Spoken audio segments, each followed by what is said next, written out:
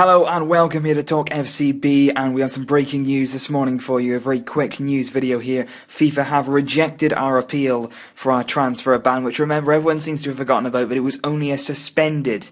It was only suspended this summer. We've now bought a lot of players, we've made a lot of signings this summer, and now FIFA have rejected our appeal, which means the transfer ban will start in January 2015 across two windows. The winter window, January to February, and then the summer window.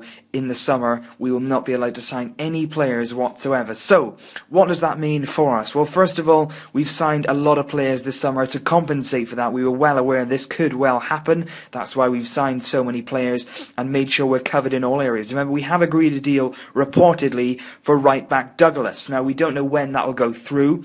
We don't know if it's meant for next summer, whether he'll be loaned back to Sao Paulo. We don't know how that's going to work. I'm not really sure on the implications of that deal, but that could well still go through. Of course, though, there's no Cuadrado, there's no Marco Reus. There was a lot of rumours that they could be coming in January or next summer. That won't happen now because we will not be able to sign any players whatsoever.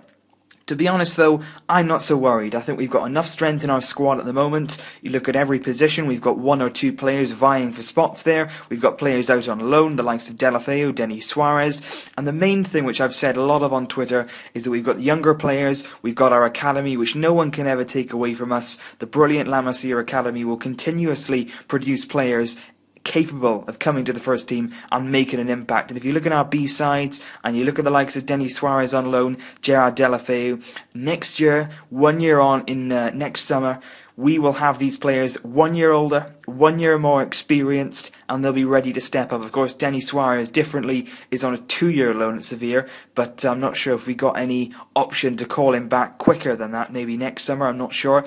But you look at the likes in the B team, Alen Halilovic, I've said before, if he has a good season this season, he'll be ready definitely to step up next summer and, produce the goods for the first team. There's the likes of Munir El-Haddadi, who could well get some minutes this season, and certainly next summer he'll be very much ready to step up. You look at Adama Traore, there's Deulofeu, as I said, he will definitely be an age next summer where Luis Enrique will expect him to really step up. Christian Teo may well come back on loan, we don't know about that. Sergio Roberto will be more experienced.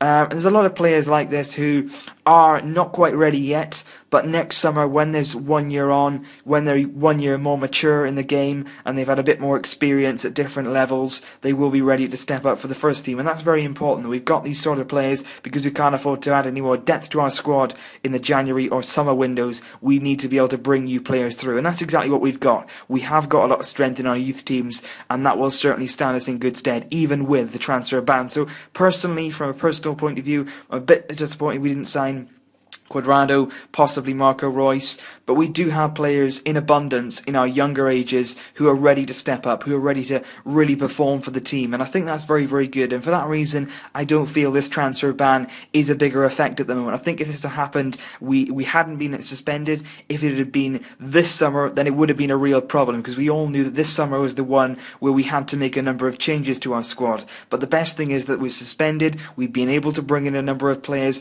we've spent an awful lot of money, it's been invested in the squad, we've got a lot of players in, a lot of different types of players. We've got 2 goalkeepers, 2 centre-backs, we've got a centre-forwards, we've brought in midfield players, and that's very important as well, that we have got enough strength now going into this season, and also the fact that we have planned for next season, and it's actually very, very smart from the board. I'm sure they knew this was coming. Whether there'll be another appeal like the Luis Suarez case where they take it to the Court of Arbitration of Court, I'm not sure if that will go ahead, but certainly Barcelona will have been expecting something like this. I think we all felt we were actually quite lucky to have it suspended for this summer, which allowed us to buy players. That was very important, but now we are going to be banned from signing anyone from January to the summer in 2015. So that's basically it for this video, guys, just to explain what's sort of happening on the transfer front. Don't get too animated about it, though. I think we are going to be okay. It's going to be a bit weird not seeing any signings coming in, but we don't usually perform that well in the windows anyway. We don't usually go out and buy loads of players. This summer has been a bit of an exception, so I don't think it'll affect us as much as it would other clubs, and I think we're certainly positioned ourselves very nicely, and we have planned ahead very much in advance for this. So thanks for watching this video, guys. Just a quick update for you here on TalkFCB. Comment below what podcast you want me to do next time. Of course, we're bringing lots more breaking news and transfers here on this channel. So thanks for watching. As always, please like, comment and subscribe, and I'm very sure that I'll see you very soon in the next podcast.